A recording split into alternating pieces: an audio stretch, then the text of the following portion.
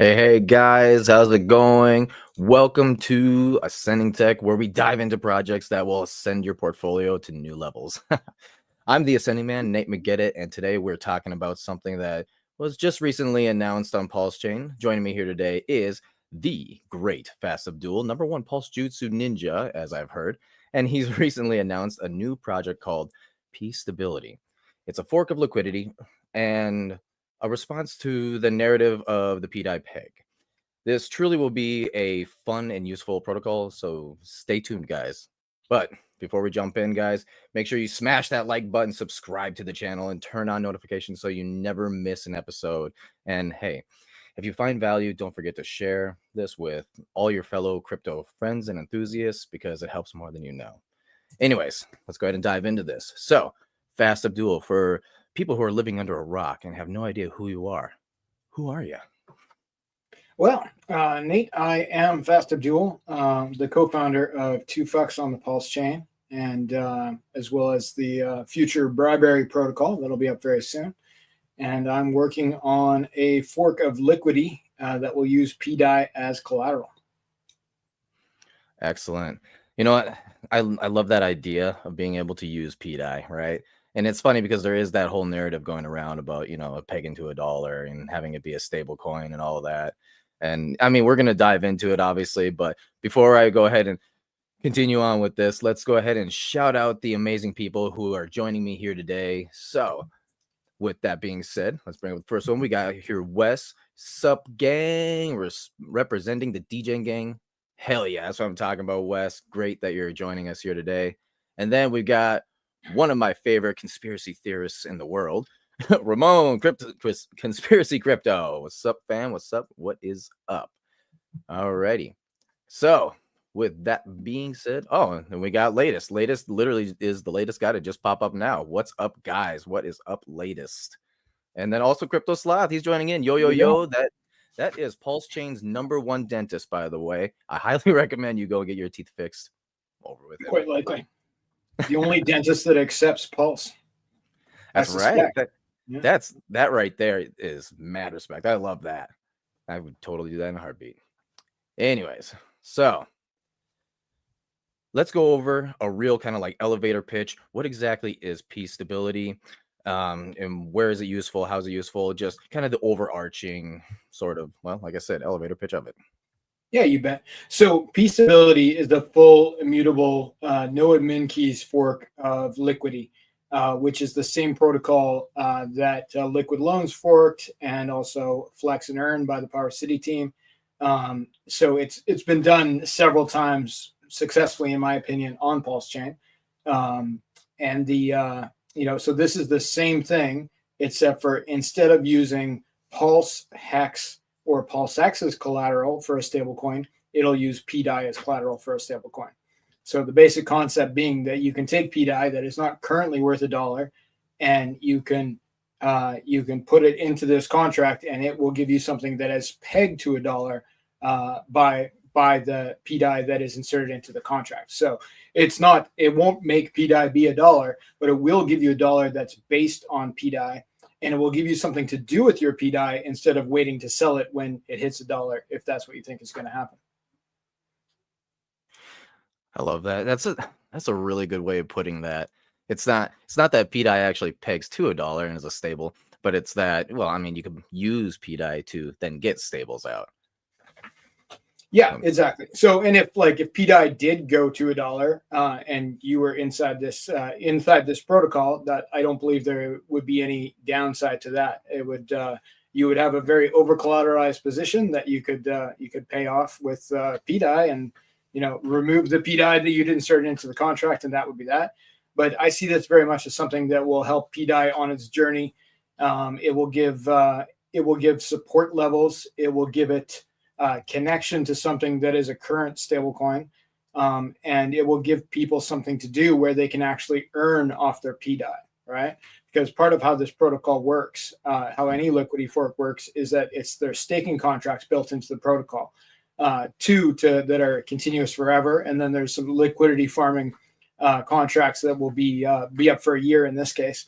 So there'll be at least 4 places where you'll be able to make money with pDAI or something that's very closely associated with pDAI because of this fork. That's fantastic.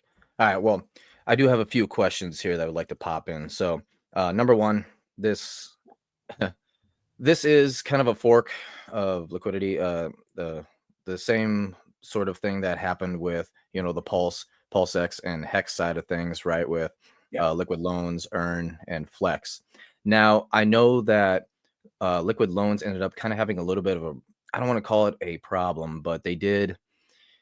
It was a little bit of a gripe that the community had, that $2,000 worth was your minimum, right? And so to rectify that, Earn and Flex did $500. Now, I am wondering, so when it comes to the pDAI aspect, about, is there a limit on that, or what is the limit? It's going to be set at $500, and that's the limit of the minimum vault size, right? So you have to put in at least enough pDAI to take out $500 basically, whereas Liquid Loans with the 2,000 and Power City did for Flex and Earn did 500. I think the 500 makes sense on Pulse Chain in particular, where fees are particularly low. The 2,000, certainly like USDL, the stable coin for Liquid Loans, it seems to be doing fine. Like I'm looking at it right now, it's 99.82 cents. That is about between that and $1.01 is usually where it rides. So that's success. However, that $2,000 is a bit of a limiting factor for a lot of people. And when you look at it, like in terms of doing it responsibly, you wouldn't want to actually put in just $500 because you want an over collateralized position where you're unlikely to get liquidated or redeemed against. So, you probably want to put in at least $4,000, for example, if you were using Liquid Loans right now, if you want to avoid those two things, which are not necessarily bad things, but that usually it's not what people have in mind when they borrow against their pulse. They're not planning on getting liquidated or getting redeemed against. So, until people fully understand that, I would recommend, you want to have a higher collateralized position, and $2,000 means that like you're going to have to put in more than $2,000 in order to be fully collateralized, so you don't get redeemed against or liquidated by the protocol. 500 I think is a reasonable number to go. I considered going with a lower number, like, hey, what if it was $10? What if it was $5? But I think there is part of it where you need people to make somewhat of a commitment to be both pDAI and to a pDAI backed stablecoin by putting in a real amount of money, and so that you don't get diluted by just hundreds and hundreds of tiny transactions on tiny vaults, right? It's too many moving parts. There's no reason that somebody would really want to collateralize $10 or even $100. I think $500 is a nice round number that people can understand easily, and that's easy to do math with. Yeah, I would agree with that. Also, I mean, if somebody is going to be deep enough in the weeds of crypto to use this protocol, they're gonna have hundreds of dollars in a coin, anyways. That's the way that seems likely, right? And that's the way that I say it. So I kind of agree. Agent J up here, my fellow degenerate roundtable dude over here, he thinks that a low barrier of entry is good. Lets more people get their feet wet and try the skill. I 100% agree with that. Absolutely. Yeah, it reduces the risk. But the other thing is that it makes it more accessible too, right? Because people can use it as part of a strategy. Like, let's say, somebody with moderate sized bags of pDAI, you had $5,000 worth. Maybe you don't want to put your whole $5,000 into a protocol like this to back a stable coin. Maybe you want to put in $1,000. Well, that could be a reasonable choice. The other parts you could use even within the protocol, in the yield farming that'll be coming forward and stuff like that. Like there's going to be different options where people can decide what to do with their pDAI, and we're happy to add an extra option, but we don't expect people to necessarily FOMO in their whole bag into this, even though it's still theirs, which is part of the beauty of the protocol. But for people to be able to go in with $1,000 and be in a comfortable position, I think that's a good place to start. So definitely a good number. And we've seen it with Flex and Earn. So those are the liquidity forks that use Hex and PulseX as collateral. Like, they both did the $500 and it seemed to work just fine, right? So I think to take two good examples and duplicate it seems like a safe choice. And I think safety is one of the things for the pDAI community. It would be good to associate with the token. So yeah, making safe choices, making serious things that do serious stuff might help it on its journey and get it taken more seriously by people that matter. Yeah, I agree with you. There's definitely, I mean, there's kind of a meme factor to it, and as you guys saw in my thumbnail, it's a little bit of a fun meme. But in all seriousness, this is a legit protocol, and pDAI, regardless if it pegs, right, Yeah. it's still a serious narrative, and I do fully support it 100%. However, one thing that's been kind of on my mind is the protocol operates with a minimum collateral ratio of 110, right? Yeah. So can you discuss the risk factors of such a low MCR compared to the other systems, like say a MakerDAO that's like up at 150, and then other ones that are up at like 250%?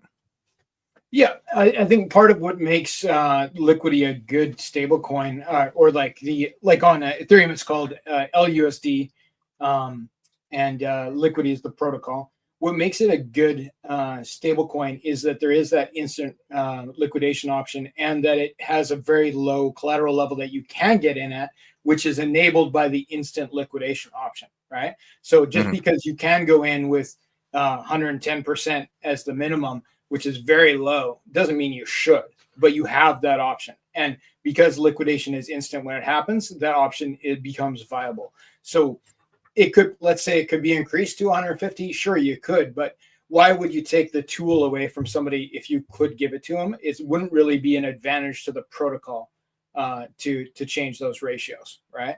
So, and there's on the app that we'll be putting out, and on a lot of documentation that will be available. It's going to encourage people that they should look at being above 150% at a minimum, and if they're not, then they're probably doing it on purpose for some reason, right? And there are reasons that people either want to get liquidated or redeemed against, and there's very good reasons.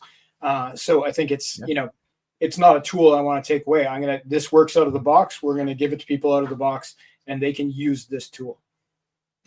Yeah, I gotcha on that. Okay, so given that anyone can liquidate a vault, that's under collateralized below 110%, Yeah. is there a potential for like exploitation by entities running, say, bots to front run liquidation processes?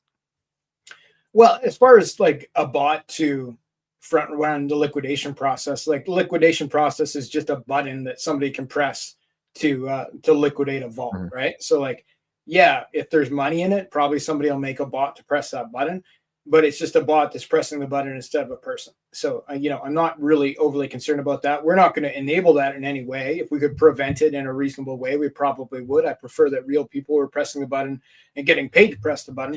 But For sure, for sure. ultimately, that's how the protocol is supposed to work, right? Is that if a vault becomes under collateralized, it can be liquidated.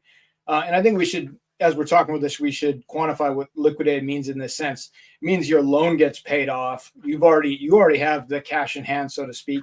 You've taken out the P stable, which is the stable coin that we'll be using with the protocol, and you don't have to pay back what you've taken out if you were fully liquidated. There's partial liquidations. There's all sorts of different levels of things, but it's not necessarily negative. It's very much a scenario type thing, right? So a lot of people are going to use this as a stop loss. If there was a dip in the price of pDAI, which we've seen before, it goes down 50%, and you were at a very low collateralization level, and you took out as much as you could very well be ahead of most of your peers who had not done that, and you'd be able to use what you'd taken out to buy back the bottom and have more total tokens. So that's an advanced strategy, and I'm not recommending anybody do that, but those things will become on the table, right? So Yeah. exploitation as far as the liquidation feature goes, no, not at all. I don't think that's a problem. I think that's just how the protocol works.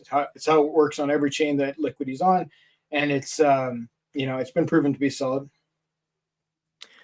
Right. Excellent. That's okay. So, you know, one of the talking about advanced strategies, right? One of the things that I think is probably one of the most important places for a protocol like this is, Mhm. technically speaking, what you're able to do is you're able to exit your position without hurting the price chart, because all you really need to do is slap in everything that you have there, right? And then Yeah. pull out as much of the stables as you can. And at that point in time, you're basically like self-liquidating, right? Or giving yourself a liquidation, but that Mhm. it doesn't really matter to you that much because you were going to sell it anyways, right? Well, it depends on the numbers, Nate, because like, if like you're always going to lose something on a liquidation event, right? Like there's basically Hmm. like there's a $50 fee as the minimum kind of thing that it's going to take. And so if you could have just swapped out, if that was your intent, like if you're like right now I want to sell, but I can't, but instead of selling, I'm going to do this. You wouldn't do that unless selling there was so much slippage Yes. that it wasn't better than what the maximum amount that you could get out of the vault in one go, right? So, but like, yeah, so for big players, what you're talking about is certainly likely to be a thing. However, there's another side to that in that, especially with the new stablecoin, and we've seen this with USDL and PXDC, Coast, all the native stablecoins on Pulse Chain, is liquidity for the stablecoin then becomes a relevant thing, right? So if Hmm. someone goes in with $1 million worth of pDAI at the current value, right, and they Yes. mint $1 million or close to of P stable, right? Now that's fine. Okay, they have $1 million for the P stable, which is an $1 in P stable will be exchangeable via the protocol for $1 worth of pDAI. So it's like that they could move back in that way, however they want to do it. However, the there has to be enough liquidity for P stable against something like DAI from Ethereum, USDC from Ethereum, somewhere or some other stable coin that likely could be bridged to Ethereum, where there's endless liquidity in order for P stable to maintain its peg. Now, when we say peg there, we're probably not talking about a 2 cent situation. We're talking about like, okay, if you sold $1 million worth and there was only $500,000 worth of liquidity, well, it Right. might go down to 75 cents, and that's not a good play, right? Yeah. So, people will have to use moderation until we can get enough liquidity to have it connected to the big stablecoins from Ethereum, where you could bridge out and redeem any amount of USDC or any amount of DAI from Ethereum against the P stable, right? So, but that'll be a process. But for somebody to do that and move into the stable coin and then do things with the stable coin, LP the stable coin, LP out of the stable coin, they're going to have a lot of options, additional options they didn't have to cash out of their pDAI bag if that's what they wanted to do. Gotcha. Okay, so P stable maintains its peg using both the hard and soft mechanisms, right? Yeah. So how do these mechanisms interplay during periods of high market volatility? And what safeguards exist if both mechanisms fail simultaneously? Well, fair enough. So the main thing with any liquidity fork is that $1 of the stable coin, which is P stable in this case, is redeemable for $1 of the underlying asset. Right. So you'll be able to take one P stable and redeem it for $1 with pDAI. Now there's fees and stuff that go up and down. It's between 0.5% and 5% depending on the redemption rate. But basically, aside from the fees that are relatively minor, you'll be able to redeem it for $1 worth of pDAI. So that's one of the main ways it maintains its peg. The other way is going to be being attached to other stable coins. So we're going to be looking to make large liquidity pools against especially things from Ethereum that are stable coins. So it'd be like P stable versus DAI from Ethereum, I think is a natural pair. That's probably the one that we're going to push the most. And so if users want it to succeed and they want to support the community in general, then they could participate with something like that, which will be incentivized early on, I suspect. So to have big pools where there's one P stable paired against one pDAI, times a million, you end up getting some stability. Just comes from the liquidity itself. So, but there is the other side to it in that we've discussed like the floor, like, okay, what happens if it goes below $1? Well, you can redeem it for $1 worth of pDAI. But if it goes above $1, there's kind of like an arbitrage moment too, right? So, and this is the sort of thing that does happen and will happen with a new stablecoin like this, especially when there's like farming opportunities, which I suspect will be quite lucrative. Is that like maybe it goes up, especially on the first day, goes up to $1.10, right? And this, I'm not financial advice, I'm not saying this will happen, but it could happen. I've seen it before.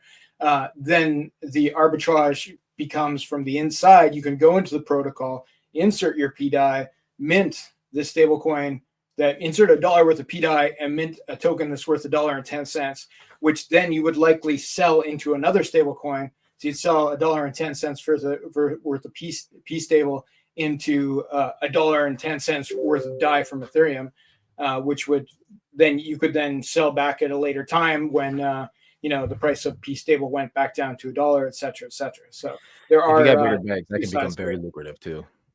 Yeah. Excuse me? Oh, if you got bigger bags, that's going to become very lucrative too. That arbitrage right there. There's guys that do stuff like this all day long. Yeah, it's huge. Awesome. Okay, so I do got a question here. In fact, actually, I want to bring up Crypto Sloth real quick. He was talking about the LP. Just want to say, yes, correct. This is exactly what you were talking about here, right? As far as like exactly the routing goes and all that. But then also Bristology, he had a question up here. Is there a risk of stablecoins having less if slippage when trading trading them for other assets? Is there a risk? Sorry, let me look at that again. Is there a risk of the stable coins generated having less I'm guessing it's less of slippage when trading them for other assets? Lots of slippage. Okay, thank you. Thank you, Yes, the words make sense now.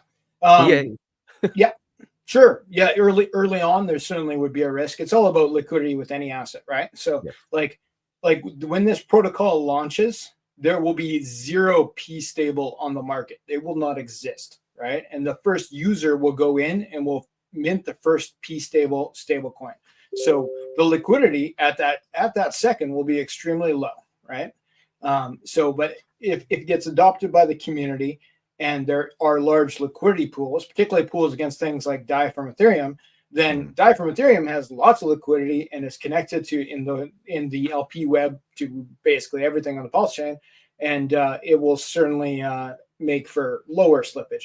But these are the same laws of crypto that apply to every token. Like your liquidity has to be connected. There has to be a web of liquidity. There has to be enough liquidity. It has to be connected to real things. Meme coins paired against meme coins don't produce real liquidity.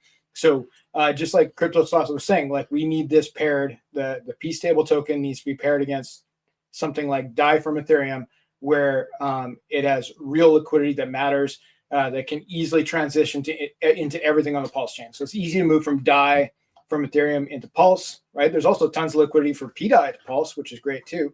But like DAI from Ethereum can be bridged out to Ethereum and redeemed via the DAI protocol for $1 should it go below. So there's numerous advantages to pairing with something from Ethereum in high volume. So once we get to a big enough number, yeah, slippage should be low. But like on the first day, if you mint, $10 million worth of P stable before there's lots of liquidity set up, then I think slippage would be high, right? So it's going to depend in the moment on every single trade. But if you went right now, Nate, and you went and to trade outrageous amounts of DAI from Ethereum or USD from Ethereum on PulseX, you would experience slippage. Like you could pay 50% slippage on DAI from Ethereum or on USDC from Ethereum because it's still just a liquidity pool, right? There would be a way for someone else to capitalize on the slippage you were experiencing, as there would be with this, right? So with something like P stable, if somebody pays a lot of slippage and the price goes down to 95 cents, somebody else can buy that up off the market, redeem it inside the protocol for $1 worth of pDAI per token, and that's how the peg is maintained. So I would urge people to try to pay minimal slippage. That's my preference. Yeah, agreed. Usually when it comes to these types of protocols, it is that arbitraging between, like, say, if you take out too many stables, it drops down to 95 cents, then people are going to want to people are then going to want to actually go pay for the asset itself, and then from there it's going to start popping back up. And yeah, it's deeper overall. The deeper your liquidity web, the better, I would say. But these protocols are one of the best ways for trying to avoid just liquidity pool slippages. That's what I've kind of experienced. But however, it's a different game though once you start getting into like multi-millions. Whale games, I mean, there's a reason why they always say, you know, when a whale makes a splash, that you know it. And it's because of these large candles. You are muted currently though, Fast, just to let you know. Okay. I think the most whales on the Pulse chain are probably well aware of, you know, slippage on stable coins and how that works. There could be some exceptions in the pDAI community. There's probably some people who are new and might not fully understand. So yeah, I would urge them to be cautious. But most whales know that, like, yeah, you can't move, you know, $10 million in one transaction on Pulse chain without paying slippage, right? There's ways to do it in multiple transactions to minimize your slippage, to LP out of a position. We have all sorts of tools. We have we have V2, V3 liquidity on Pulse chain. We have balancer on Pulse chain via Fux. Like, there's lots of ways you can move out of a position without paying a ton of slippage. But yeah, people will have to learn early on, because I could see with this protocol that we could get a truly outrageous amount of the stablecoin minted in the first couple days that it's live, which could result in, yeah, people saying like, oh, I have $10 million. How can I, get this off chain? Well, you have to turn it into something that can be bridged off the Pulse chain if that's what you're planning to do. So I think that's not the ideal use for the protocol. I think if people are going to use this, they should use it with a longer term mindset of, Agreed. this is a tool that will help pDAI. And if they use it properly, which doesn't necessarily mean using it to cash out immediately, use it to make more money, use it to do advanced strategies, of which there are numerous, use it as a stop loss if necessary. I think those are the best places for this protocol. But like, as time goes on, and especially because we're going to be incentivizing farming on things like P stable to DAI pair being the likely one. So if there was $10 million in liquidity there because people want to get in on that incentivized farming, or just because the community supported it so that it would be successful, so that it could be a really strong tool for the pDAI community, and there was $10 million worth of P stable against $10 million for the DAI, then people would be able to exit quite comfortably from one to the other in either direction, right? Absolutely. Yeah. And you can make a much deeper liquidity pool by incentivizing people to just stake or farm, I should say, their stable coin, which it's kind of funny calling it a stable coin because it's literally called stable.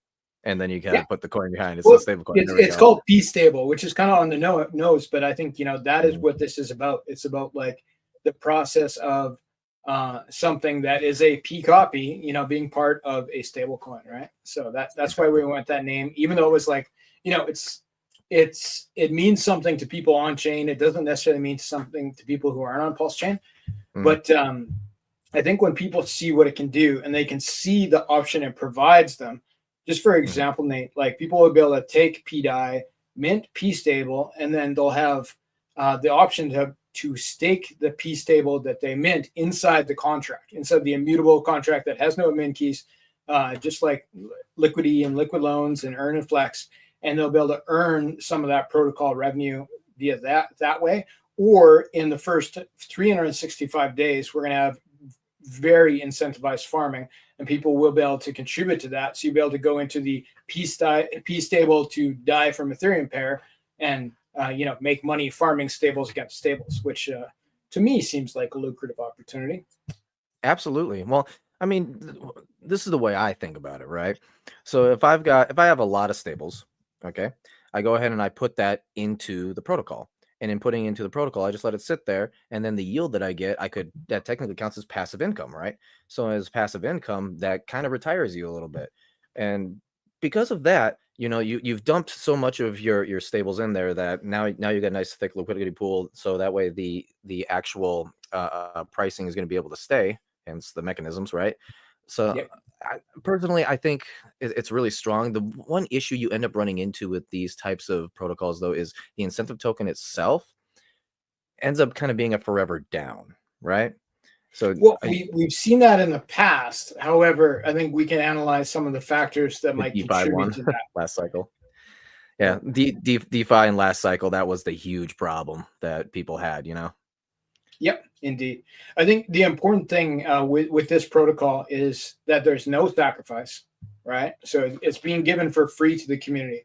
So whatever price the incentive token is the price that is decided by the market without any sell pressure from $55 million worth of sacrificers, for example. So that, to me, I think that is going to make a big difference. And if I think if we looked at other protocols that maybe had a forever down price, but you took out the sacrifice component where people were waiting to sell, I think you could have a distinctly different chart. And since we're, in my opinion, not financial advice, we're going into a strong part of the bull market over the next, year, maybe even longer. That the incentive token for this protocol could do fairly well, and it is a set amount. It doesn't get put out forever by the protocol. It will just it will stop being emitted by the liquidity farms after 1 year, right? And it will just be something where people can they can stake that to earn the fees that the protocol makes, but it's not a forever thing. So that being said, it's a long-term game. Like, this isn't something that's supposed to last for one cycle, for 2 cycles. Like, it's supposed to be multiple cycles. It's a stable coin, and it's supposed to be stable. It's supposed to incentivize people to participate with it, and it's supposed to have real utility, right? Yeah. So it's Yeah. it's not about a flash in a pan, like, oh bang, like, oh look at this 10,000x. No, this is a tool. And this is a tool that people can choose to use, or they can choose not to use. Definitely a bit of an experiment, to be sure. But it's this is the same code that's been proven many times. Did you know there's I think this will be to my knowledge, the 38th liquidity fork. Did you say 38? I think this would be 38. Holy crap. That's a lot, man. I didn't know that. Yeah, it's one of the most forked protocols. And there's people have done it, and it's not always exactly the same. Like, this is a pure fork, meaning the code is essentially exactly the same, aside from the the minimum collateral amount. But yeah, I believe this will be the 38th fork that would appear on DeFi Llama.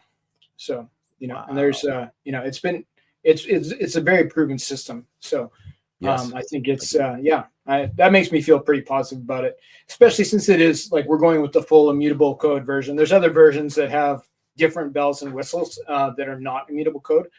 This is not that. This is the boring one that does the boring thing of making a stablecoin. I love how you call it boring. That it seems fun to me because there's like 3 flywheels that kind of go on with it, and Yeah. I think we could probably pull up. You got a couple of graphics for us to be able to Sure, I see can that. do that. But while you're doing that, Latest had a question: what will be the reward / incentive token? And I can tell you right now that is going to be called print or P That's right. print. Yeah. So No, yeah, it's just print. Print will be the ticker. okay. So you PRINT. stuck with just a single P, not double PP. It's not PP print, Single right? P. Yeah. And then the description, if you looked at it on a deck screener, is going to be pDAI printer, because that's one of the things that pays out in is pDAI, of course, right? Yes, of course. Of course.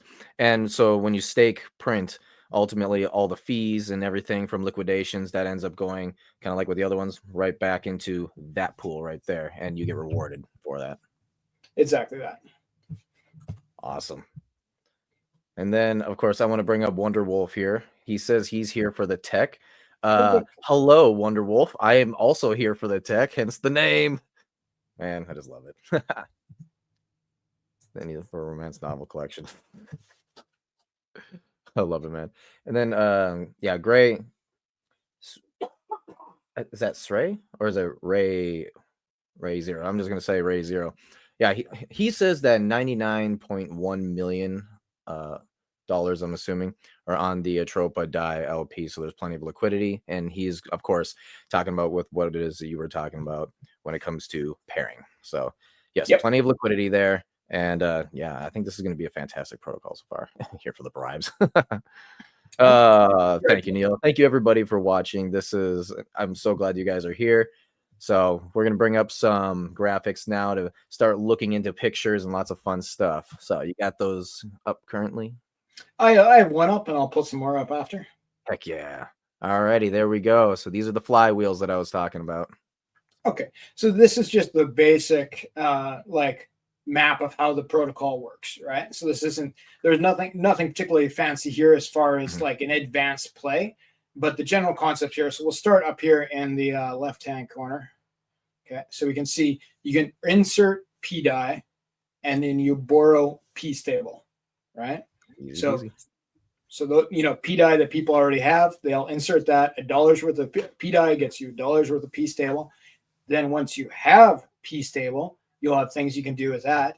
You can put the p-stable in to the stability pool, and for having that in there, and this is a perpetual thing. This isn't the 1 year farming thing. This is single-sided staking of the p-stable stablecoin inside the protocol, and you'll get paid in the print token, and you get paid in pDAI, right?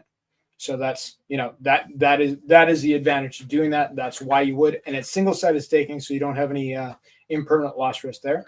So then on the other side, there is the print token itself, right? Which I think could pay very, very well if what I think will happen does happen, but not financial advice, DYOR. But you can stake your print token. Oh, sorry, I was looking at the wrong side here. Sorry, you put p-stable in, you get pDAI out. For the print token, you can stake it inside the protocol, and you get a portion of the fee for emitting the p-stable token to people when they mint. So it's the minting fee. So you're getting paid in additional print as well as pDAI, and then on the p-stable, you can put p-stable in, and then you're getting a portion of the liquidations paid in pDAI as well. So it's definitely the print token is definitely a pDAI printer, and it's definitely going to be something that earns the amount that it earns. That remains to be seen. But I think because pDAI is, how shall we say, more tumultuous than most other things that have been used to back stablecoins, I think the fees of this protocol could be very high. Possibly it could be the highest paying liquidity fork there is. If the price moves up and down a little bit more than other assets like Pulse or Hex or PulseX, if there's just more dynamic moves, it's going to make for more fees. So people who are staking inside the protocol, either staking their stablecoin or staking via the print token, they could do fairly well. So it's there's definitely some interesting options there.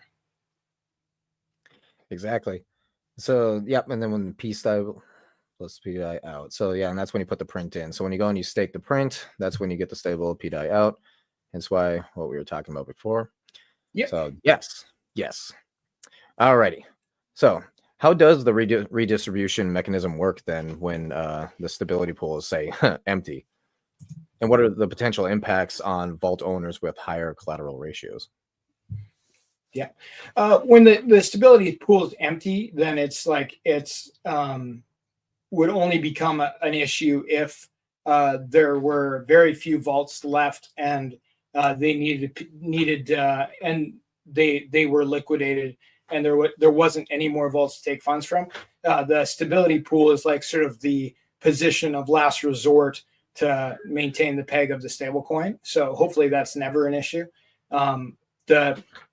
The truth is that I think that single-sided staking option is going to feel pretty safe to people who are interested in single-sided staking. And there's no lock. There's no time lock on it. You can take your tokens out. So I don't think it's likely that the stability pool would be empty at any point in time. In my opinion, I think it's more likely that there'd be more stake there than there would be in liquidity with P stable paired against something like DAI from Ethereum, generally speaking. So I think yeah, it's unlikely to be a danger. Gotcha. Okay, so I had a little bit of a thought here. So in a scenario involving, say, like a flash crash, right? How does the protocol prioritize between like maintaining a system solvency and then minimizing losses for individual users? Well, basically, we're running an internal oracle, right? So it's Right. going to it's firing multiple times at the pools, like independent. It's not using an outside oracle like Teller or Link or something like that. So it's able to fire very quickly. So it can very quickly update what the price is, right? And that will help mitigate against something where there's a flash crash, right? So if Yeah. the price crashes for a quarter of a second because there was like somebody sold $10 million worth and then bought it back a second later, right? And that's something we've seen using. This is more of an advanced thing, but like using flash loans, somebody would like simulate something like that. Well, this is firing quickly enough that likely it's going to catch that and not allow that to be exploited. So it's very similar to how Flex and Earn are being run. We haven't seen that problem with Flex and Earn, in my opinion. So I feel fairly confident that running an internal oracle that's able to independently grab the prices very, very quickly on chain is going to be the safest way to do that and prevent outside entities from like monkeying with the system, which of course like they'd have to do from the outside because it's an immutable contract. Nobody can change the code. I can't change the code. You can't change the code. It is what it is, right? So when people enter a vault, they are in that vault, and only they can touch that vault. Like that's how it works. So with something like if somebody's trying to manipulate the protocol, they have to do it on the outside. They can't do it from the inside. And when we look at pDAI, which is the underlying collateral, and we look at the amount of liquidity that's attached to pDAI, right, as the fellow in the chat was mentioning there, it would be difficult to manipulate the pDAI price substantially enough for long enough to actually affect the users of the protocol in a serious way. Now, if there's actually a crash in the price, that's different though, right? Like if somebody goes and sells whatever, a silly amount, $10 million, and they sold, not just they used a bot to buy and sell in 1 second intervals, like they actually sold and they're out. Then the price went down, and then like that would affect users of the protocol. Some of the users would be affected positively, I would imagine, and some would be affected negatively depending on their positions. Yeah, and that's where we get again into the MCR, right? Of being 110%. It's why you want a little bit of a gap there, right? You want kind of a safety net where it's Yeah. not like, hey, I'm just going to sit there at 120%, right? Now, you might want to be sitting somewhere maybe 250, 300%, have a little bit of a safety net there. I know some people they just want a little bit, right?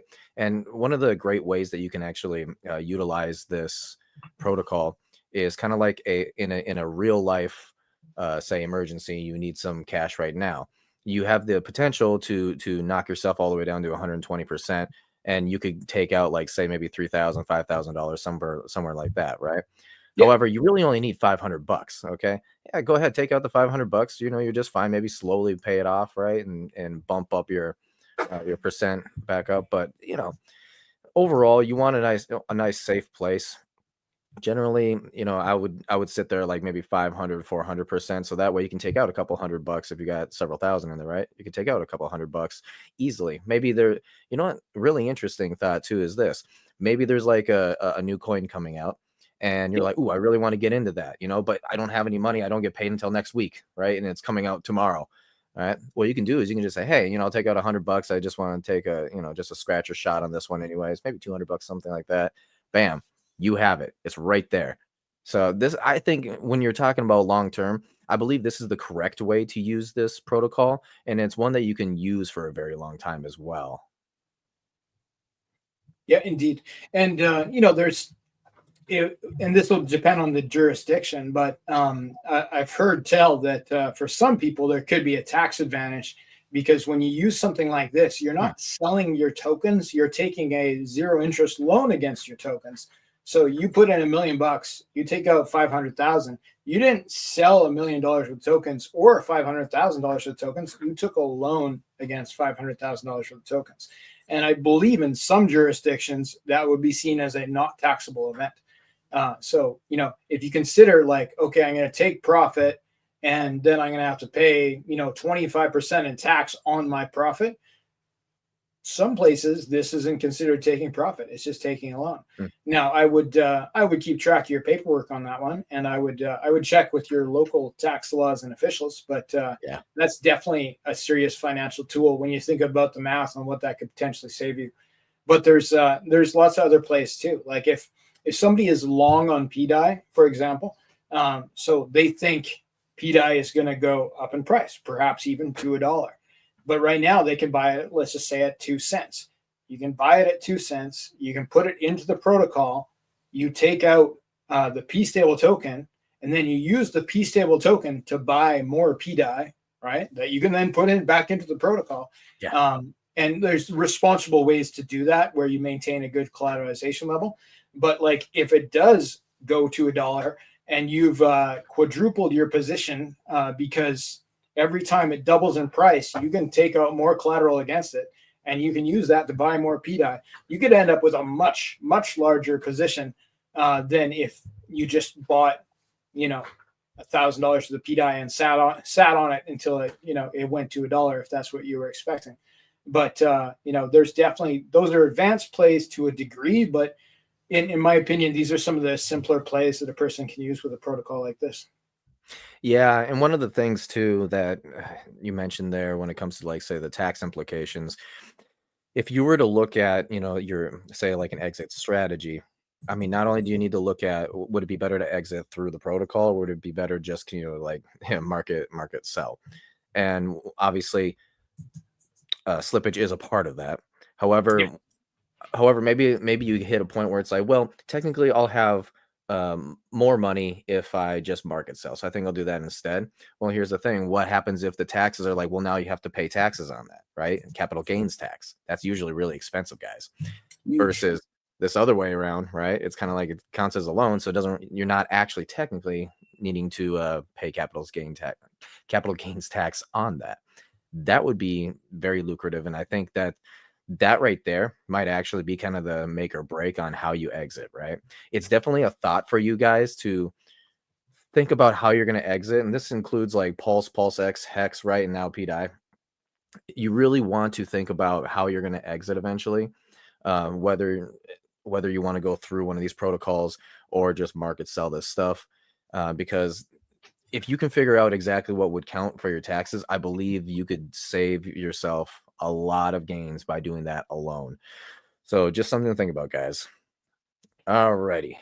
So now there is something on this protocol called a recovery mode. Yeah. Now, do you want to kind of explain what a recovery mode is? Yeah, you bet. So the normal liquidation level is 110% collateralization. Mm-hmm. Whereas the recovery mode, when there's very little in the protocol where it's the stable coin falls well below the peg, it can go into the recovery mode, which ups the minimum collateralization level to 150. So really, in my opinion, if I was participating, I would probably try to stay well above that 150% level rather than ride the line at 110%. Because if the protocol is flipped over into that mode, yeah, you could get liquidated at 120%, 130%, which is generally speaking less desirable, right? Yeah, exactly. So some people may be doing this on purpose, right? Like that will be a play that some people use as an exit opportunity. They will get liquidated on purpose. Though getting redeemed against, which we can go over later, makes a lot more sense if you can manage that. Yeah. Ultimately, like just for a quick thing before we dive into it, but redemption is basically where people will pay off your loan, and then they get a large portion of, or do they get all of your collateral? Well, redemption is when the token falls below the dollar, right? And then you can put it into the contract to get a dollar worth of pDAI out of. But the question is, where does that pDAI come from? Where, like, you're putting in a dollar or one P stable token, which we'll say for this example is worth 90 cents, because that's why they're doing this. They saw it was 90 cents. They bought it off the market, which helps raise the price, obviously, back up towards the $1 peg. And then the pegging mechanism is they can exchange it via the protocol automatically for $1 worth of pDAI. So, but that pDAI comes from the lowest collateralized vault in the protocol at the time, right? At whatever the moment is. It doesn't matter what the collateral ratio of that vault is. If it's the lowest on the list, and there is a maintained constantly list where you can look at it to see where your vault is. And basically, you don't want to be the lowest one. Probably you want to have a whole bunch of them, not necessarily vaults, but in terms of dollar figure between you and the lowest collateralized vault. That's where it comes from. So that person doesn't exactly that they don't lose their collateral, but their loan would get paid off via redemption. Yes. All right. And I mean, that's not necessarily terrible. I mean, you've already pulled out your stables at that point in time.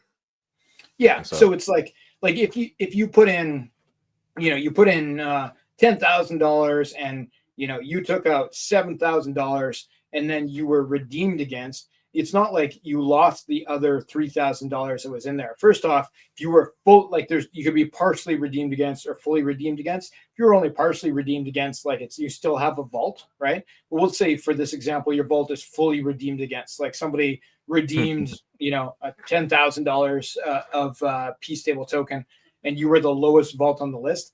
Well, you didn't lose that $3,000 exactly, right? But like that's where the difference between the dollar and the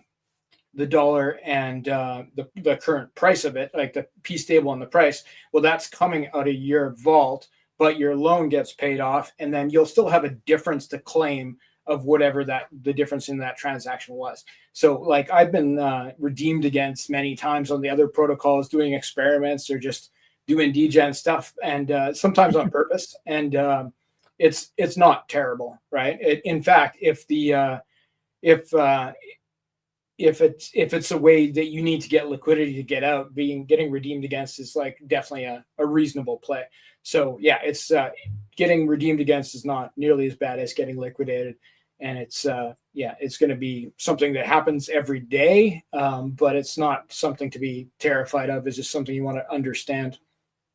Yeah, for sure. I remember when liquid loans came out, there was a lot of people who were getting redeemed against. And it is kind of annoying when you're sitting up at like a 6,000%, right? And you're getting redeemed against that. That's pretty annoying.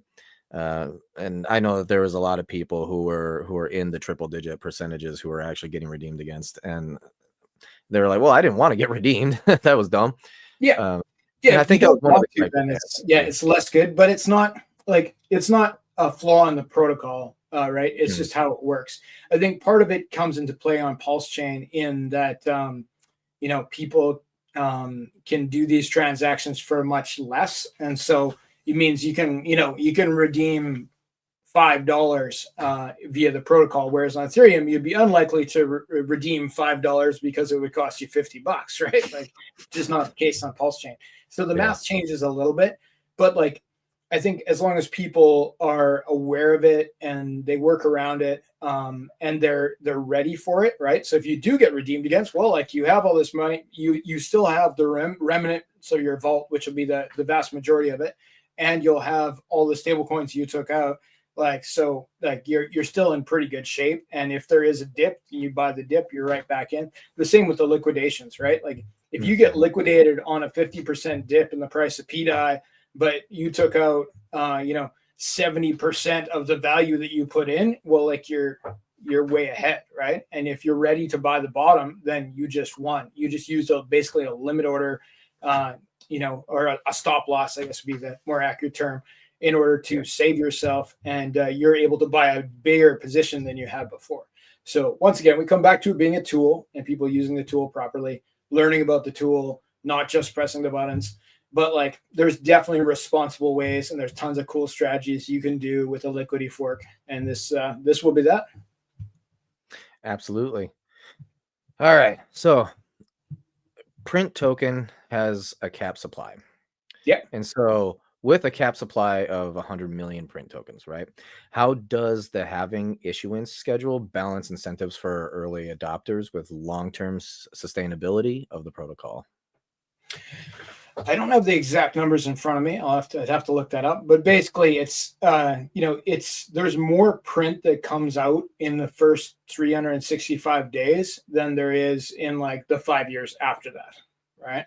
So as far as the time to get in, like there's going to be a huge amount of the token supply that goes out via farming and via staking inside the protocol very early on, and then that's gonna trickle at a slower and slower rate over time, right? And then the farming, which is separate from the core liquidity fork, like that'll have a hard stop at like 365 days, right? So that'll be like a very large portion of supply that just goes out in that time frame, and then it will become much more rare and will be emitted at a much slower rate. So I think if people get a bag, if they're thinking multi-cycle and they had a bag early and they want to make the fees for a long time, the first year is going to be the time where you get that best deal, just because of how the protocol works and how the farm works and the tokenomics, right? Like we're definitely pushing a lot towards the early days as far as the farming goes, early being, in my opinion, 1 year. So yeah, that's where we want to incentivize it. Once there's like it's up and running and there's a ton of liquidity, then it's going to kind of carry itself. And then, of course, we'll likely employ other tools that are associated with stablecoins outside of this liquidity fork to help it maintain its peg and to keep it as a viable stablecoin.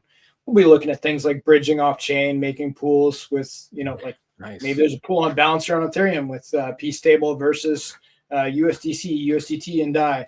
So that it's a cross-chain stablecoin. I think that would be the ultimate dream.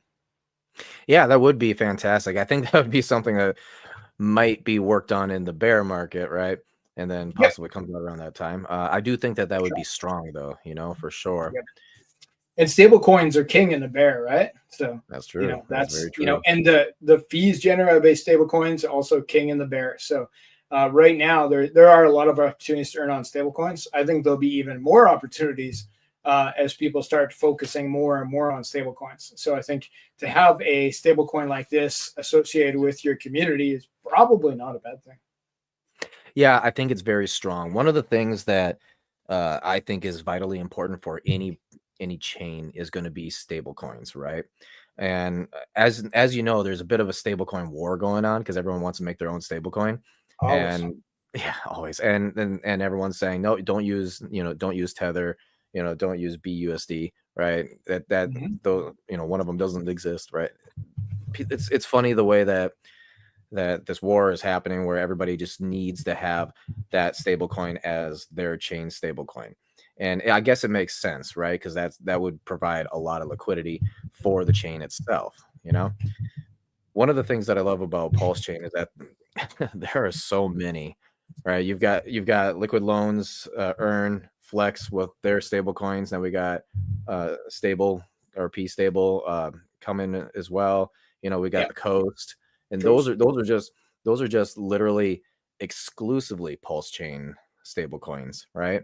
And then they could all be bridged to other chains though, right? Like the Richard Hart bridge works two ways, and I think that's an important note, right? Is that we could have any of these like Pulse Chain native stable coins that were created on Pulse Chain could be on any EVM chain effectively. Yes, and so so this is something that I don't know then. So when you take those stable coins and you bridge them out into say Ethereum, right? They become wrapped? They become wrapped versions of themselves, but yeah, they'll have a different contract number. That's like the wrapped contract number, just like USDC from Ethereum or DAI from Ethereum. When it's bridged to Pulse Chain, it gets a different contract number. So pDAI is the copied DAI from Ethereum, whereas USDC from Ethereum has a completely different contract number because it's the wrapped version that can be sent back to Ethereum and redeemed for DAI from Ethereum, right? So if we went the reverse way, where we're bridging, let's say, P stable to Ethereum, then it would have a different contract number on Ethereum. In order to redeem it via the protocol, it would have to be bridged back to Pulse Chain. Yeah. Yep. Yeah. And so with the way that bridges work, which is just real quick, the way that bridges work is that you'll go ahead, and I'll just use Ethereum for this example, right? You put Ethereum into a pool that is the bridge pool, and then out on the other side is the wrapped version that then gets pulled out of there, right? And Yep. hence the different contracts. So when that's the reason why when you're saying, "Hey, I would like to get P stable out onto other chains," it's like, well, we need the protocol to be up and running by itself first. The reason for that being obviously is because you need more liquidity overall uh, in the protocol, as well as more minted stable coins, right? Because Yep. you need those for the bridge itself.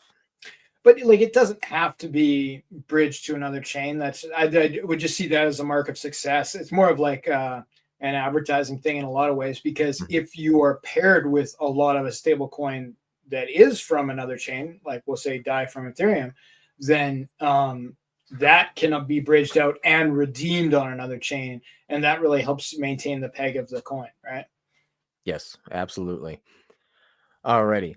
So with that being said, I'm going to go ahead and shout out Funkmaster Hex real quick. He's always coming in with that with that whiskey bottle, and I have water today. It's sparkling water. It is black raspberry flavored. And then also we got Frank White over here. Bang bang, stable gang. Bang bang. It's good that you're here. I'm glad that you're here, actually. All right. Now, with that being said, let's see. So without governance on all parameters, no, without governance, all parameters are fixed at deployment, right? Yeah. So there's How does no this work? DAO. You're not Yeah. voting on anything. It like the code is the code forever. Nothing can be changed. Don't lose your keys. I can't help you. Like, it's not, there's no, it is a fully immutable protocol with no admin keys whatsoever. Okay, so how does this affect the ability to respond to user needs, like market changes or like newer protocols trying to maybe compete with you? Yeah. Well, that's a good point. So I think everything in crypto is a trade-off, right? So like, Mhm. okay, so let's say it could have admin keys, and things could be changed. New vaults could be added. Different collateral options could be added. There's lots of different. I've done a deep dive on liquidity forks, and there's many versions, Mm. and some of them are quite interesting and dynamic. Maybe there could be, right now it's set to be zero interest. Maybe it could be changed. The interest rate could be raised from 0 to 5%. Right? What would be the advantages, disadvantages of that? Like, there's lots of things that could be tweaked. However, the trade-off is security, right? Because with more admin keys comes more opportunity for potential failure, like you change something and then something went wrong, or potential theft, right? So, and be that by like an unscrupulous dev, an unscrupulous founder. When you have a fork of something that's from Ethereum, that's been audited many, many times, that is proven to work, and you don't mess with it, and you don't add admin keys so you can tweak it, then you've created, in my opinion, a very safe environment, right? And that's kind of the goal. But if that's not the case and you can change things, well, yeah, that can be fun, that can be interesting, and a lot of really important protocols do have admin keys, and it's an important part of how they work, right? Be that via some sort of DAO where the DAO votes for stuff to get Yeah. changed, and that triggers the admin keys, or be it via the founders that can have the ability to change things inside the protocol. Well, that sometimes you need that, and for more complicated things, that can be very important. But admin keys, and a non-immutable protocol means you have to have a lot more trust in the people involved, and that it's going to be more work for those people too, which is, to me, is relevant, right? Once this is launched, I can do something with the web page. I can make the app look different. I could change the colors. That's not immutable code. That's just on the internet. But as far as the back end code, the part that matters, it cannot be changed by anybody ever, right? So in some ways, my job is done at that point. I kind of like that. Well, I don't blame you at all. By the way, Mr. 43 Dancer, no, 43. I'm totally going to ruin your name here, but Mr. 430 Dancer Crypto, Don Crypto, my bad. He says, I'm here for the tech, Fast Abdul. And you know what? I agree. I'm here for the tech. It's why I named this show Ascending Tech, because we're always trying to ascend our bags. And usually that involves some kind of tech when it comes to crypto. Yep. Besides, it's really neat, anyways. Well, thanks for joining us, sir. He's a big supporter. He always shares my stuff. I like him. Yeah, he really loves your library, apparently. Oh, good. Excellent. Alrighty. So now, when it comes to this protocol, the primary risk scenarios for users are vault liquidation, stable pool, depositor losses, right? What kind of educational efforts are being made to inform users of these risks? Yeah. Well, we're just getting started on that. Like the truth is I've told almost no one about this. Like it's, like I've made a relatively small Telegram room and I've made a couple comments here and there, but it's not something I've pushed. I haven't done the media tour. Well, you're the start of the media tour, Nate.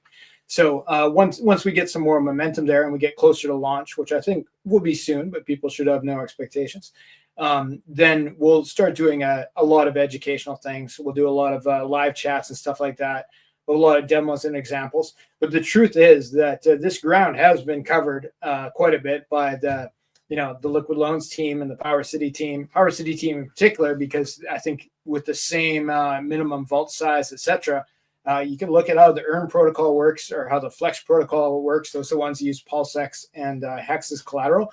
This works exactly the same, except for the collateral is pDAI. So we might look at some videos from Matt from Power City, formerly Matt from Liquid Loans. He's explained all this really well, and he's probably smoother than me.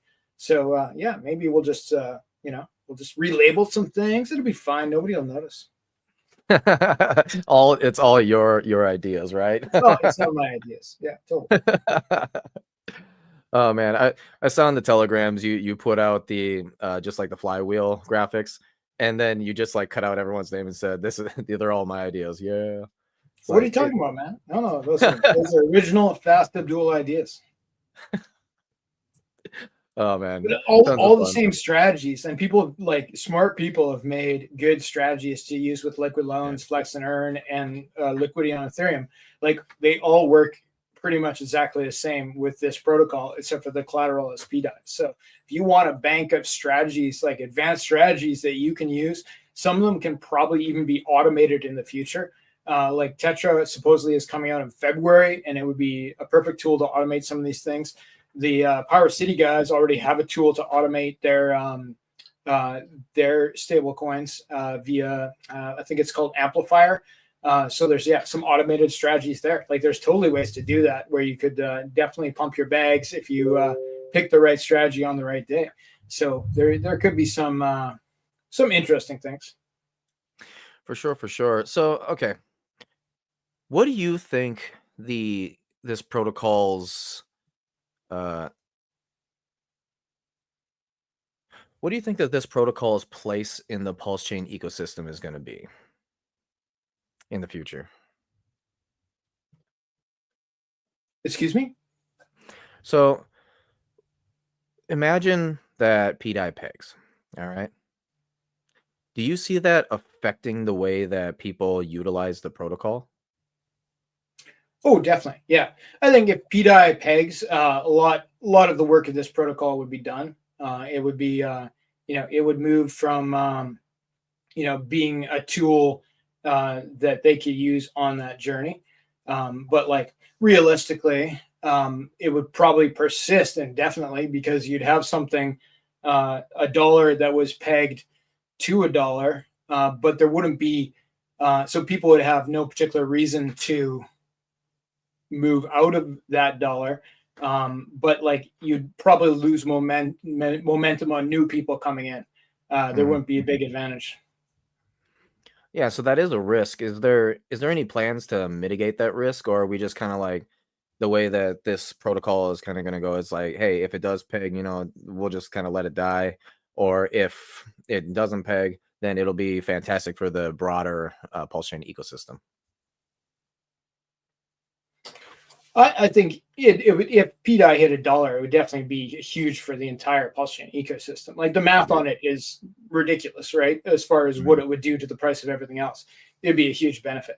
So, like I'm rooting for that to happen. I'm not saying it would happen. I think it would benefit everybody. But like, as far as like this protocol goes, like if pDAI hits $1, then I would be plenty happy with that. Agreed. Agreed. Yeah. And, I personally, I'm looking at what happens if pDAI does peg, and I'm just rooting for it with everything in me, because I think it would be probably one of the most substantial things that Pulse Chain would ever have, frankly. It'd be brand new, it'd be like a unicorn, and quite frankly, if you actually dive deep into the pegging, right, it technically means that Richard Hart is able to input an extra 20 billion in liquidity, right? That's a little bit insane. However, The math is pretty crazy, but like it doesn't have to be instantaneous, right? Like to say, can it go to $1? Like, of course it can go to $1. Bitcoin can also go to $1, right? Like, we know both these things are possible. But like the time in between, if it is going to hit $1, the time in between when it's not $1 and when it becomes $1, what happens in that time? yes, exactly. And then Mr. 430 has, aren't you guys worried about the state of Hex and Pulse Chain, or slash Pulse Chain, with all the accusations versus Richard Hart? I'm gonna go ahead and start this one, and I'll get your opinion here after I go. No, I am not worried at all. Quite frankly, I think this is actually going to work for Pulse Chain. My reasoning behind that is, if Richard Hart is a scammer, if he's if he's like a felon or whatever, if he's a criminal, if people are thinking that now, that just means max FUD for the most amount, for the lowest prices, so that way you can buy more. And then as soon as they say, oh wait, he's not a criminal, no, I mean, quite frankly, you want people to think bad of him, so that way he can be exonerated and then prove everyone wrong. And when that happens, that's when people start rushing in, because, oh no, we've been avoiding this the whole time, and as it turns out, we were wrong, and look how cheap it is. Or maybe even during that time when he gets exonerated, what could happen there is that, hey, maybe Richard Hart starts pumping the ecosystem. Now you have large green candles. That's going to cause so much FOMO. It's literally, to me, it's just the hero's journey. In every single hero's journey, you have that part where, self-doubt, the great defeat, you hit that low point. And I kind of think that's where he's at right now. But then in the end, you end up with becoming the hero, right? And that's what I want to see. And to be a part of that, by the way, would be so fantastic, because huge. You're a part of it too. But that's my opinion. What's yours, Fast? I'm short term. I have concerns for sure, right? Like it's like, like we've seen like monumental FUD, but it's to the point now that like the FUD was so heavy and so many people are still here that it becomes amazingly bullish, right? Like they did everything to us and we're still standing. So it's like, going forward, it's huge. I think whatever happens in the next 6 months, as far as things like the court cases for Hex, PulseX, etc., those are going to have a really big impact. There's not necessarily there's no death blow there first, though. Like if for whatever reason the SEC decides that like all these cases are admissible and they don't kick it out of court, like I suspect could happen, at least for a partial dismissal, that at this point, with the amount of FUD the community has already taken, it wouldn't actually be that negative. I don't think, and this is just my opinion, that would have a huge negative effect on the price. But if that wasn't true, and there was a negative effect on the price, there would still be a lot of people that were participating. And if there's any positive news whatsoever at this point, like it could even be something that's only like minorly positive, like, okay, Hex gets dismissed from the court case, but PulseX and Pulse don't. Like, it would be huge. I think we'd have amazing green candles on the entire chain because of that, right? Like, look at the last week. Like, give us 1 week without FUD, and we will print green candles. Give us like a win or like a month without FUD, and like, yeah, we'll like knock the other chains off the top chain list, right? Like Pulse Chain is on the list of top chains to be sure, and like, yeah, I could see us bumping up to being like, second or third this cycle as far as total value locked on chain, if we had some good news for us any sustainable period of time. So I think there's definitely short term concerns, but long term, like it's so suppressed, almost like it's a psyops thing. And there's so much here. There's so many people that are smart and they're working together and are generally kind to each other, that like it's there's insane potential compared to almost every other chain, if not every other single chain. For real. I mean, if you want to go ahead and look at Cardano, right? Cardano, how much building was actually being done over there? Not a lot. If you look over here at Pulse Chain, just in its first year alone, look at how much building was going on. It's absolutely insane, right? And then a couple of years down the road, and you're like, wow, look at everything that's been built on Pulse Chain. It's just nonstop, right? And I do believe that this chain here is gate kept. I don't know. You could call it underrated, but it's definitely gate kept, and that's the reason why it's underrated. As soon as people start realizing what's actually here, then I mean, well, I'm pretty sure peace stability is going to be going absolutely wild. Honestly, I think this protocol is going to do very, very well. It Agreed. could be one of the most successful liquidity forks, which, by the way, as far as successful liquidity forks, I'm just going to pull it up on my computer here because it's actually pretty interesting. Let's go to DeFi Llama. Let's look at some liquidity forks. But I believe the three forks on Pulse right now.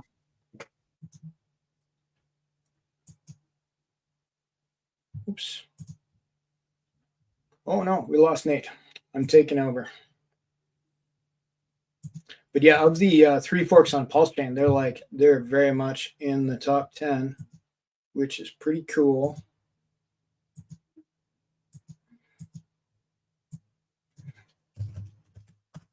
Sorry, technical difficulties. I'll have this up momentarily.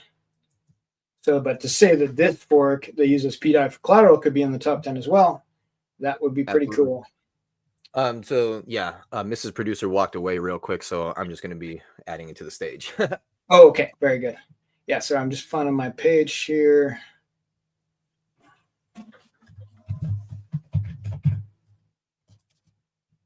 Here it is. Okay. Now I will use my hacker skills to press the share button. A hacker skill? Push the share button. I love it.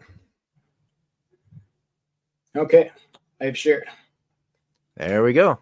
And we got it. Okay, so what we're looking at is all the forks of liquidity that are listed on DeFi Llama, and there could be more. And I guess we'd be number 39 because I see 38 now.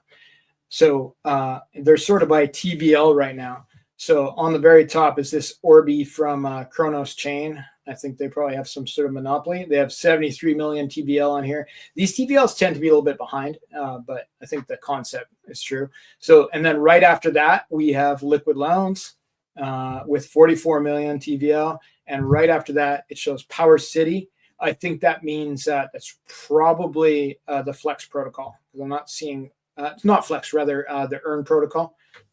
Yeah, that's Earn, Power City, because that's yeah. I wonder, wait, so Earn and Flex is on Power City, so wouldn't that count for both of them technically? Well, I think imagine here. Let me click through this. Oh, okay, it's just it was just what was displayed on the screen. Power City Earn protocol is number 3 for total value locked, and then number 6, just 2 in between, is Power City Flex. So you have your Pulse back stablecoin, you have your Pulse X back stablecoin, and then you have your Flex backed stablecoin over here. So that's not bad. Like they're all in the top 6, right? And yeah, and I could see Flex moving up, especially when the price of Hex keeps going up. Like if Hex goes to 50 cents, like for sure. It'll be for way up, sure. right? Yeah, this will go up. Uh, And I'd have to this Gravita one looks like it's on 7 chains. It's probably a multi-collateral thing. But Libra mm, here, like it's probably using mostly maybe Ethereum or Ethereum and Bitcoin as collateral. It's not going to do the same kind of X's as Hex is likely to do, in my opinion, like the underlying collateral that is. So it's yeah. unlikely that their collateral is going to get a 10x, right?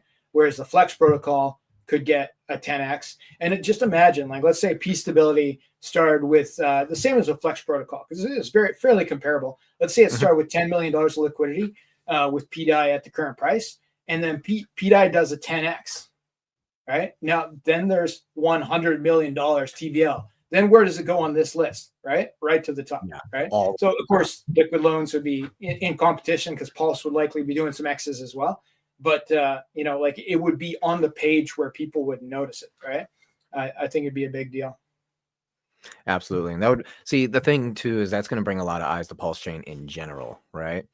So yeah, there are big things coming. That's for certain. Yep. All right. Okay. So, another question here. What strategies are in place to encourage adoption amongst, the retail institutional users? And how does the P stability plan to compete with any fiat-backed stablecoins that will dominate or that do dominate the market? Sorry, could you repeat that, please? Yeah, so it's kind of two parts. So I'll say part one. So what strategies are in place to encourage adoption amongst the retail and institutional users? Okay. As far as institutional users, I think that's something that would just come with time as stable coins get adopted by the general market. I am fairly positive that liquidity forks will be very attractive to institutional users based on past performance. You remember when USDC depegged and went down to like 80 cents this year? Yeah, I don't know. Time flies. Maybe like it Black was more Friday than or a year whatever. ago now, right? It was 2023, but yeah, Black Friday, I think is what they called it. Yeah. And it was basically one bad weekend. And then like on Monday, very shortly went back to $1. But it was like one bad weekend. Richard Hart arbitraged it and made millions of dollars. I arbitraged it and made less than millions of dollars, but it was definitely an opportunity. And the thing that did really well, so USDC lost its peg, DAI, and like USDT were also having trouble because people didn't know what to do. They're all scared, right? A lot of people were selling into Ethereum and Bitcoin. They're going from the stable to the non-stable assets for safety, right? So, but the stable coin that did really, really well was LUSD. And I'm talking LUSD on Ethereum, which uses Ethereum to collateralize, to over collateralize its stablecoin. I think the price went up to like $1.16 or something because people were FOMOing into LUSD to get to a safe place where That's it was fantastic. 110% collateralized on chain, which is a big part of it. Like this all happens on chain, whereas like with DAI is a little more mysterious by far than this, but it definitely is an on-chain thing. But USDT and USDC, there's some off-chain stuff going on that you're not too sure about sometimes. So people really wanted to be in something that was 100% collateralized on-chain, and it did very, very well. And I actually had a really good day. Moving early into LUSD and then selling LUSD back into USDC when LUSD was $1.16 and USDC was still like 91 cents or something like that. And it worked out quite well. Just wish I'd had many, many more millions to do it with. Like Richard Hart, he did better than me. But the concept was good. And LUSD proved to be the strongest stablecoin, in my opinion, on that Mm, day, right? For that weekend. It was freaking king. And people were talking about it after that, not just in our community. Our community did because we had liquid loans coming. I believe this was before the Pulse chain launch. yeah, But yeah. like, so we were interested, but like, yeah, a lot of people were talking about LUSD at that time about liquidity in general. So yeah, I think that stability for back to the question, institutional investors, Mhm. they like the concept of on-chain redeemability and liquidation, where they can instantly get a response. Um, I think there's definitely something there, but as far as other users like they're going to use it as a tool for sure. I guess the institutional guys, maybe like if they want to take leverage on something, they could definitely use this as a tool. But I think that it's gonna be a while before institutional guys get into all the DeFi games. In my opinion, I think we need more regulation. I agree. That where the governments will open the door to that, at which point it's going to be freaking huge, right? Like Wall Street will just roll on to crypto, and we'll already be here, and we'll have these tools ready and waiting. But the regular users, they're gonna adopt it, even if it wasn't incentivized, they'd adopt it as a tool. But like, I think they're really going to come for the yield on this one. I think the yield on this one's going to be huge. Yeah, I would agree. Usually when it comes to retail, they see a large percentage number and they immediately are like, ooh, I'm going to go get that. And what's funny is a lot of these retail players, they don't quite understand impermanent loss. And so they'll just they'll just pair things together, throw them in and be like, haha, I'm making money. And it's like, oh, maybe you're not really, especially when you got something like, say, Richard Hart is he's rotating the SAC funds in, buying up Hex. And you get people like, cool. The biggest APR is stable DAI, Ethereum DAI and Hex. There we go. Okay, I'm gonna pair that one together. It's like, oh, don't do that. Yeah, that's gonna be the biggest impermanent loss one as well, at least at these times. But there's a reason those ones pay more. But like to have stables paired against stables, like traditionally, that should be a very low impermanent loss position. And if you're getting decent yield on that, then like, bang, like that's going to draw lots of people, especially if we're in a bear market and there's money to be made, stables paired with stables. Something like this could actually do very, very well. Yes. And actually, so talking about strategies, what are your top 3 favorite strategies for using P stability? Okay. I think like the main strategy that I would say would just be the top strategy would just be to use it to increase the size of your position in a reasonable way, right? And that doesn't have to be complicated. It can just be like $10,000 worth of pDAI. You put $10,000 in, you took 5,000 out. You use that $5,000 worth of P stable to buy more pDAI, right? Mm-hmm. That would be the simplest version of that, right? And then when you look at that, you're like, okay, could that be more interesting? Yeah, it could totally be more interesting. And there'd definitely be ways to improve on that. I think I had a slide I could show you here. Oh, that'd be neat. Am I sharing it right now? Not currently, no. You might have to type on your current screen share. Yeah, I might need to switch your screen share around because I'm still on DeFi Llama currently. Oh, okay. Sorry, my bad. I'm going to hire a younger and smarter assistant to help me with these button-pressing tasks. Please apply with resume. You heard the man. If you have a resume and you want to go work for Fast Duel, better start applying now. That's right. Need a button press. Okay, I figured it out. There we go. So this is the unique strategy I came up with myself. Call it the ghost strategy, and basically it gives you sort of this is one of the safer ones, generally speaking. Let's just run through it together. So you start with pDAI. You put pDAI into the P stability protocol, right? And then you take out the P stable coin, and you mint only 10% of your value, which keeps you 1,000% collateralized, right? So you have like rough numbers, $100 on $1,000, for example. So it's like it's a very safe amount. You're unlikely to be the lowest vol. So then from there, you can take the P stable you just minted. You can go to PulseX now. Pidius or 9x, other aggregators may be a good option too. You can deposit and then you use that P stable to buy more pDAI, which you then deposit back into your vault. Now, this is the important part of this strategy. You then wait for the price of pDAI to go up by around 10%, at which point you can take another 10% out of your vault of basically, free money that and maintain that 1,000% collateral ratio. So you took the pDAI, you took the P stable, you bought more pDAI, you put it back into your vault, and then you waited for the price to go up, which of course, when the price goes up, increases your collateralization ratio. Then you can repeat the process, take out 10% again, go buy more pDAI, right? So, and then, then go back to Pulse X, buy more pDAI, do it again, do it again, do it again. And you're always 1,000% collateralized. You're unlikely to be the lowest vault. And you're going to like that. 10% is going to equal a lot more than 10%.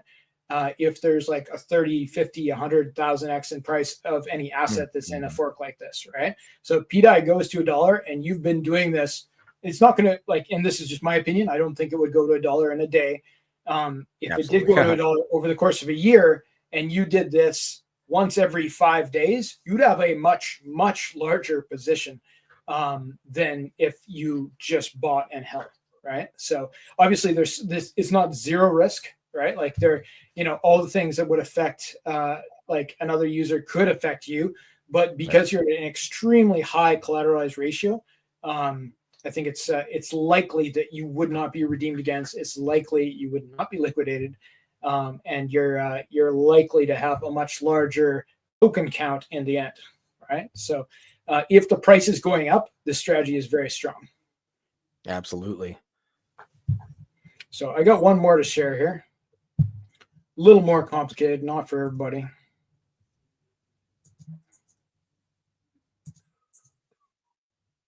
And I've this wasn't my main focus for the past year, though I was certainly aware of liquidity forks. I actually did a deep dive on one, quite a few of them, because it was one of the protocols we were considering launching before we launched 2Fox, which is much more complicated. But now that I'm starting to think of these strategies, I can see that there's going to be a lot more strategies that come out, especially when you have a really dynamic asset that could go up in price a lot. There could be some definitely some different games to be played. Oh, here we go. Okay, so there's another original Fast Abdul strategy here. Original Fast Abdul strategy, guys. Yeah.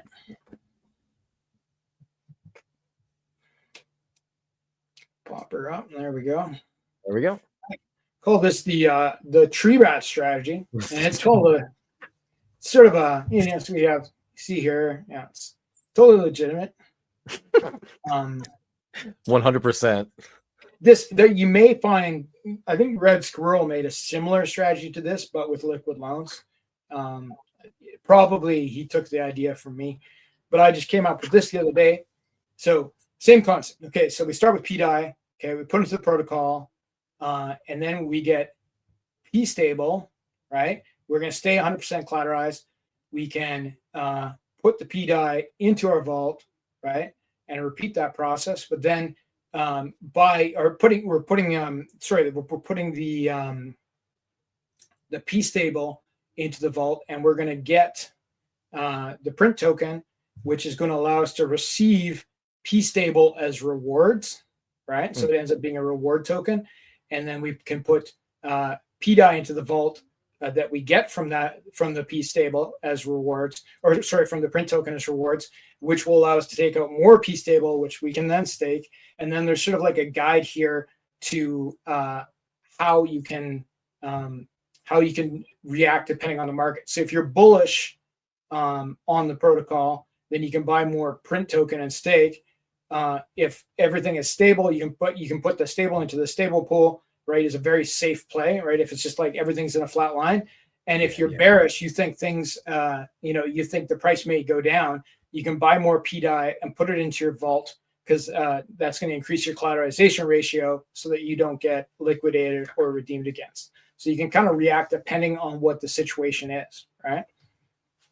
But like, I think it's important to note that like you can stake P stable inside the protocol, and then you're going to get the print token, and then you can stake the print token in the protocol, which will give you pDAI that you can put back into your vault, and you're going to get some P stable, which you can then stake, which will give you more pDAI potentially if there's liquidations and such. So you have like many different options, and that doesn't even consider the yield farming opportunities. I think during the first year, I think the yield farming opportunities are going to be probably the most profitable strategies, but that remains to be seen.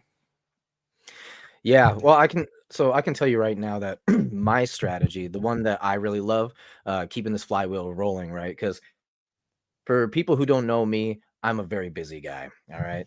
And so I really need something that I can just sort of sit and forget for the most part, which means that I'm looking for money printers. All right. I'm not really looking at a chart all day long. I don't really got time for that. So for me, what works really good, the particular strategy here is going to be I put my pDAI in, right? I get the P stability out. And then what I do is I actually go buy print with it.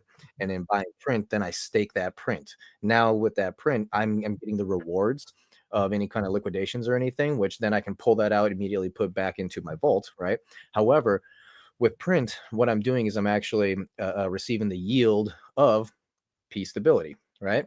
And so then I can take that, just buy pDAI off the market, and then again put it right back into back into my vault, which then again I can pull out however much more as prices go up, however much more in particular time too as well. So it's dynamic DCAing. But yeah, as the prices go up, I can pull out more P stable, and then buy buy more print and just keep it going. And I'll usually do that kind of on a weekly basis. Sometimes though, kind of based on where I think prices are going to be going, I'll kind of hold off a little bit. But yeah, I've been doing this. I've been doing this for a year and a half now with liquid loans, earn and flex, as well as like any other type of farm. It's kind of my general favorite way of trying to farm things. Because again, for me, it's all about once a week I'm able to just sit down, usually on the weekend, right? Because I got time. But yeah, I'm able to just sit down, go through all my farms, pull everything out, and then just buy stuff up, make the position bigger, rinse and repeat. Yep. Yeah. No, I think that's a strong strong strategy. I think the part of the beauty of a stablecoin protocol is that you're diversifying in stablecoins if you're participating, which obviously in some parts of a bull market might not be the play, but like there's probably going to be some days even in a bull market where you're happy to have some stablecoins, right? And since nothing is locked in this protocol, be it you're participating in the yield farming, which is Mhm. a separate Uniswap drip contract that's again audited, etc. But like you can remove your liquidity, you can remove the stable coins you have in the stable pool or in the stability pool, all those things. So if you're like you want to buy the dip and you have $10,000 worth of stable coins that are earning for you in the stability pool, you can just pull that out and you can buy the dip somewhere else, and then you can Yeah. buy back your stable coins later. Like it gives you an opportunity. There's a reason. I think it's important that people even in a bull market, hold some stable coins. So, like, this is the kind of thing for my own bags. I would look at like, okay, maybe my stable coins can live here and they can earn while they're there. I think Yes. that's a benefit. And then when I see something juicy, right? Like, some whale, unfortunately gets hacked, which I feel very sorry for him, or just makes a bad decision and makes a huge red candle on X or Pulse or something else that I like, I could be like, oh, I have 20 grand worth of stable coins that are 2 clicks away, right? Yeah. More clicks because it'll be in my hardware wallet, which absolutely everybody should be using. But like I could deploy it very quickly, right? And it's not locked. And particularly with the stability pool, it's going to be it'd be easier than exiting an LP position as far as getting at those stable coins. So yeah, I think there's an opportunity there just to have reserves that are earning that probably will pay you more than if the 0.5% or whatever your bank is currently paying you to hold your coins there. Yeah, and you make a really good point on that. So in my particular case, the way that I'm thinking is like bull market, prices will go up. And so the more volatile asset, which is going to be, you know, print, right? I would think, hey, I'll just do that, have the price keep going up on it, right, and then be able to pull the stables out. However, in your case, you're instead looking for a place to just kind of park them, earn yield on the side, and then from there, if something does pop up, like say, a huge dip, or maybe like a new project comes out and you want to participate in it, something like that, then it's immediately available and ready for you. You know, I mean, heck, I could use the same example of an emergency came up in life, right? You need a couple $100 to pay off a bill, right? There you go. Just pull Yeah. out a little bit, you're good to go. So And that there's that's there's also the option to do that without selling your coins, right? So like let's say you need $2,000, you had $10,000 for the pDAI, but you didn't want to lose your position. You could reasonably safely put in the $10,000, take out $2,000, and then 2 months later, after a couple paychecks, you could like buy. You could like, because all you need to close your position and get your pDAI back is put the same amount of stable coins p stable back in. So you just have to go buy $2,000 worth of p stable, and buy back and deposit it back into your vault, and you can close your vault. You take your pDAI back, right? So it's like a good safety measure that way. There's also an arbitrage there too, right? Because if like, let's say you were in that position, you had you'd taken out $2,000 on $10,000, but then then you found that you could buy, like, because there was a dip in the price, you could buy a P stable for lower than $1. You could buy it and then use it to pay off your vault at a discount, right? See, that's another way to win. Yeah. And, one of the cool little flywheels that I think is interesting is just talking about another strategy, right? Is if you have your stables, just kind of sitting there earning the yield, well, the yield is obviously the incentive token, right? And so in this particular case, it's print. And what you would do is you would pull that print out and then you simply move it down into the print staking. And then from there, your print is now making more P stable. So then you can move that back up into the stable pool. All right. It's really interesting the different types of strategies you're able to use this protocol with. Yeah, indeed. Yeah, no, it's definitely, it's going to be a tool that will give people a lot of options they don't have right now. So whether they choose to use it properly, that's going to be up to the user. DYOR, BYOB, all that good stuff. But I'm certainly going to try to get some education out, and I'm going to try to be generally available to answer questions and help people with the ins and outs of how it works. But once again, it's immutable code. It does what it does, and there's nobody can stop it. Nobody can turn it off. Even the front end is essentially open source. If somebody wanted to open a new front end for this, they could, right? Like if the front end got closed down for whatever reason, another user could launch a and I believe it's available online. You could just get like default Liquidity front end code and redeploy it on top of this on a completely different website. That's actually how Liquidity on Ethereum does it. They don't even have their own front end. They offer a list of front ends provided by other entities.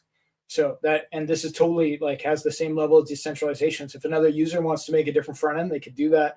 If they want to build on top of it, it's totally meant to be built on top. Like if you have a strategy thing that you could plug it into and it charges 1%, but it does all these things for you. That's kind of how a Power City amplifier works. There's more details than that, but that's the gist of it. That this would be eligible, right? There's a lot of things built on top of Liquidity on Ethereum and other chains that could totally be built on top of P stability. Absolutely. Do you have any plans to build anything on top of it, or do you have any ideas? Well, definitely. As far as ideas goes, there's a huge amount of things that could be built on top of it. The automated strategies is the obvious one. Now that's pretty heavy lifting. I'd prefer to leave that to someone else. Like if Tetra in particular can fill those needs, I would be happily direct people to that. I don't think I'll be doing anything with strategies in particular, but what I will be looking at is like how this could be integrated with other protocols that I use. Like there's a possibility that there could be additional farming options on 2Fux, for example. And that could be a pretty big boon to the ecosystem in general. So just imagine if not only the two farms that I mentioned that are only last for a year, if there were indefinite farms for both the stablecoin and the print token and pDAI on 2Fux, where like right now I have things on pDAI paying really high. I have pDAI to DAI pair, like DAI from Ethereum against pDAI. It's paying 166%. So what if the P stablecoin was paired against DAI and you could farm it there? That'd be interesting. Even if it happened at the same time as the other farm that's kind of part of the protocol happened, it would give people a choice. Do I want to farm here or do I want to farm there? And when you have a choice like that, and some users go to one place and some users go to another place, separate protocols paying in separate reward tokens, it actually reduces dilution and both groups potentially make 50% more, right? So, I have some of these tools that I understand at my disposal that could be pointed in this direction. There's no promises there. And it could be a thing. That's epic. All right. So, how does uh, how does P Stabilities plan to compete with fiat-backed stablecoins then that dominate the market? Well, I think that that would take care of itself, right? Okay. In terms of first off, there's no there's well, I guess on Pulse Chain we have Coast. Okay, so Mhm. that's fine. Now Coast is I think it's an important product, and I wish those guys great success, and I'll support them wherever I can because it basically allows a direct bridge from fiat onto Pulse Chain, right? So it's serving a different need, right? Like those tokens are meant just to be sold, right? You get your Coast, you come on chain, you use it to buy Pulse. That's like the Yeah. main purpose, right? And so sometimes they'll lose their peg a little bit because of that, but they have a pegging mechanism that I believe is off chain via fiat, and it generally seems to come back. Especially lately, they seem to be very strong. Some of the alliances they've made, but when you have like something that's like fully collateralized on-chain redemption, there's an automatic advantage over fiat-backed stablecoins because like well, the bank is closed on the weekend. Like we get that Yeah. situation where USDC went to 80 cents, right? Like so like will P stable be bigger than USDC? Probably not this year, but like would people see the advantage of this versus that on a bad weekend where the fiat-backed stablecoins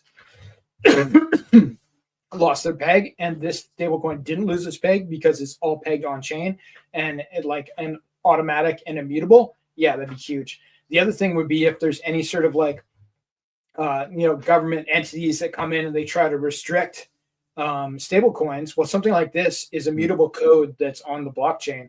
Like you can't turn it off, right? Whereas like USDC, maybe somebody could tap USDT in particular, I think is the higher risk one. Somebody could tap those guys on the shoulder and be like, no, no, shut it down. And maybe they'd have to. Somebody could tap me on the shoulder and say, shut it down. And like, I'd have to say, sorry guys, it's on chain and it's immutable and I don't have keys and I don't own it any more than anybody else does. There's no owner and it just runs no matter what I do. So I think that that's a huge advantage, especially with the last couple of years of divisive governments and just kind of shady stuff going on. Who do you want to be in control? Do you want immutable code or do you want the government in control? Yeah, absolutely. Another use case too that I think is vitally important is in the case where, one of the normal stable coins like USDC fails, right?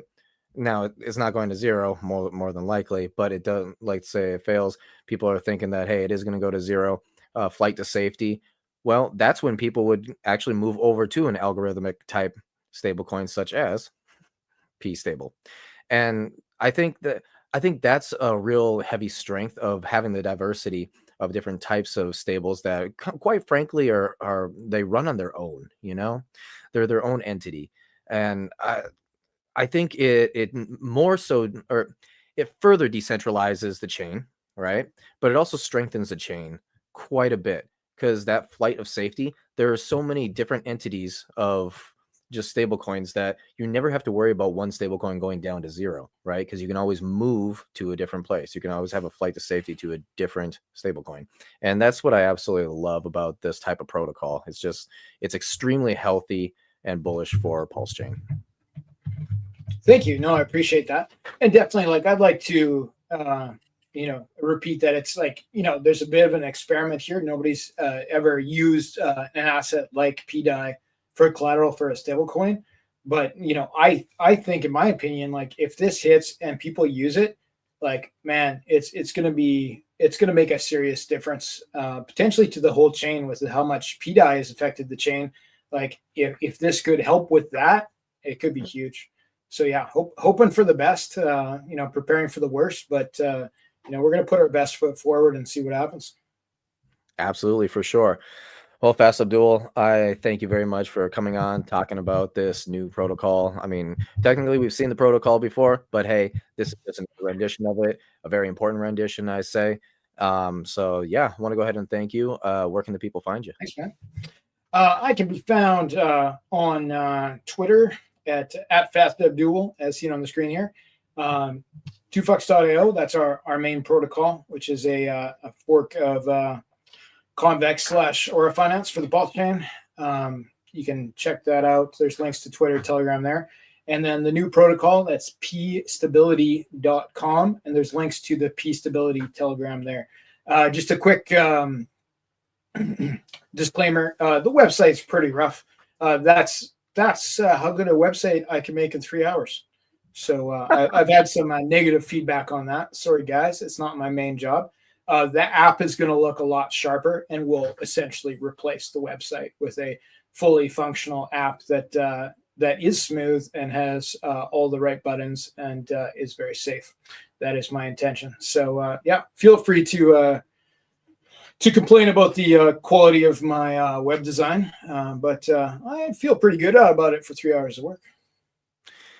I would agree. I would agree. And then I am going to go ahead and drop the .com in there.